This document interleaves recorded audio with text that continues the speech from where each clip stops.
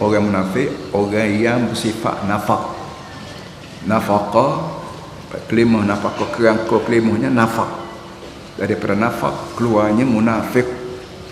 Nafaq maknanya lubang bawa pasir. Bawa pasir ni biasa dia ada dua lubang, lubang masuk lain, lubang dia keluar lain, supaya mudah lari daripada musuh dia. Musuh dia kucing duk tunggu pintu masuk, tahu-tahu dia ada lubang lain, lubang rahsia kita panggil, dia keluar senyap-senyap lubang. Manusia munafik dengan Nabi juga, dengan Islam juga ada dua jenis muka. Muka hak bertemu dengan lawan dia, muka lain.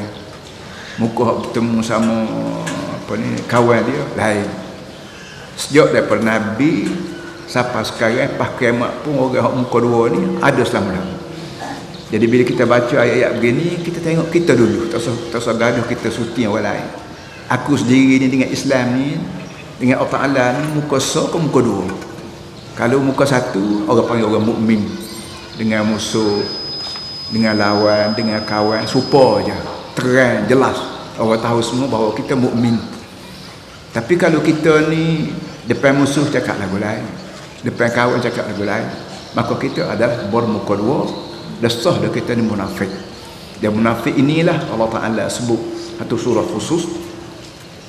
Dan minggu lepas dia sebut orang munafik ni ialah bila depan Rasulullah dia kata nashhadu innaka Rasulullah, kami sanggup jadi bersaksi bahawa wahai Muhammad tetap Rasulullah.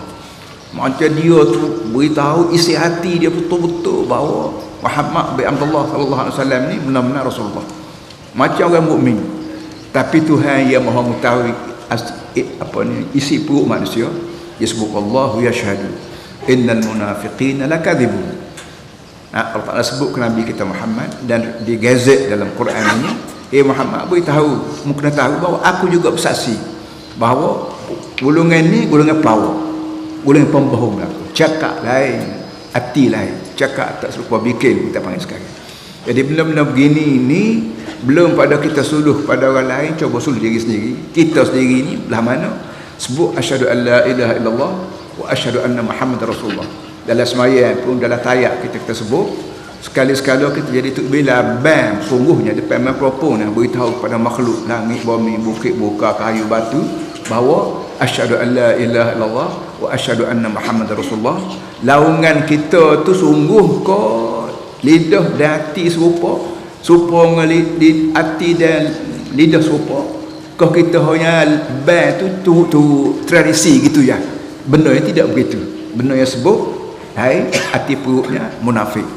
Ini faedah kita belajar Quran dan kita letak bahawa atas dunia ni tak sudah dengan bohong, tak sudah dengan baluh. Ada rojokan yang perlu kita rojokkan.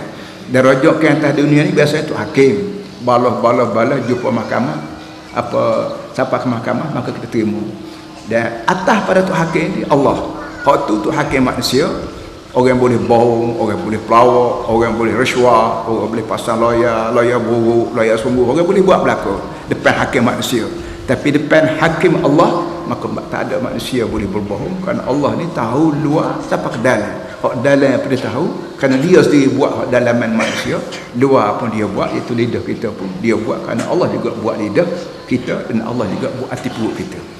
Jadi insya-Allah pagi-pagi Jumaat begini bila kita baca Quran yang menjadi rojokkan bagi manusia seluruh dunia, langit dan bumi, malaikat dan syaitan, kita baca ayat ni, kita sunting diri kita sendiri supaya kita menjadi mukmin, tidak menjadi muslim yang munafik. Jangan.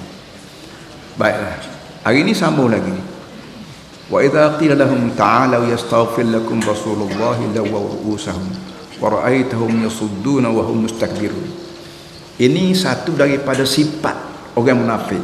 Sama ada orang ataupun kita. Hak tadi, hak disebut tadi, nashhadu innaka Rasulullah ni sifat memiliki dengan lidah.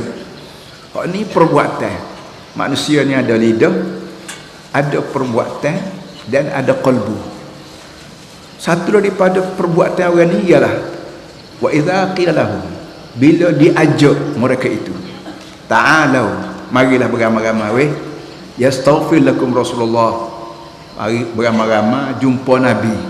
Sama ada kita pergi dengar Nabi mengajar, dengar Nabi ceramah, semaya sekali dengan Nabi, ataupun kita pergi jumpa Nabi minta doa, ya Rasulullah tolong minta doa, mudah-mudahan masih mulut berkat doa Tuhan ampun dosa aku. Sekiranya ada orang kata lagu tu depan orang tertentu, khususnya orang munafik, lagu mana dia buat? Lawa urusahu. Mereka itu iling mantap tak mage, iling kawan ada kerja lah, kawan ada malah lah.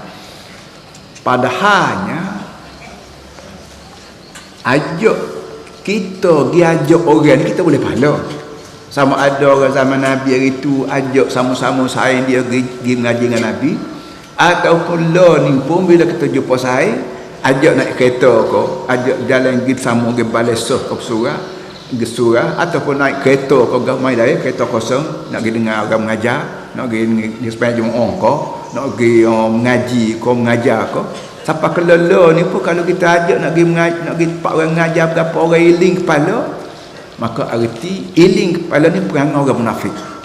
Kerana bila kita pergi tempat mengajar tu lain pada orang tu baik-baik belaka, melekat pun ramai. Syaitan tak ada tempat mengajar ni jadi kalau tempat melekat ramai betul segi juga.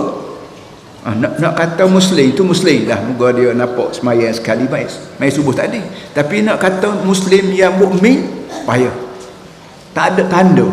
Kerana orang mukmin ni orang yang bila dengar saja Quran, dengar saja tempat baca Quran ke, mengajar Quran ke, ataupun dengar khabar kata mari lawi tu dia mau orang pandai Quran, mari tolong mengajar, mari tolong buat, tiba-tiba hiling kepala, sudahlah hiling kepala, wa ra'aitahum yasuddun. Sudahlah dia sendiri hiling, dia juga tindak tegas terhadap orang lain yang kau nak pergi jumpa Rasulullah pun dia kutip malu. Dia gapo gapo Muhammad tu boleh gapo terbagi mengaji Muhammad tu boleh gapo. Jadi benar-benar begini ni sifat orang munafik. Sama ada Arab yang munafik, sama ada Melayu yang munafik, sama ada siapa dia pun orang Islam yang tak seronok bila dengar Quran, dengan Nabi tak seronok, maka munafiklah. Tak payah tok peti keluar hukum, tak payah tok guru ayat hukum, maka kita sendiri kita letak diri kita ni munafik aku ni. Kenapa? Orang ajak pergi Jumaat pun bilik tak segi, orang ajak pergi mengaji tak segi, orang ajak mengajar aku ada ilmu, orang minta tolong aku pergi ceramah ke apa tak segi juga munafik. Kita kena kata kita sendiri baru munafik.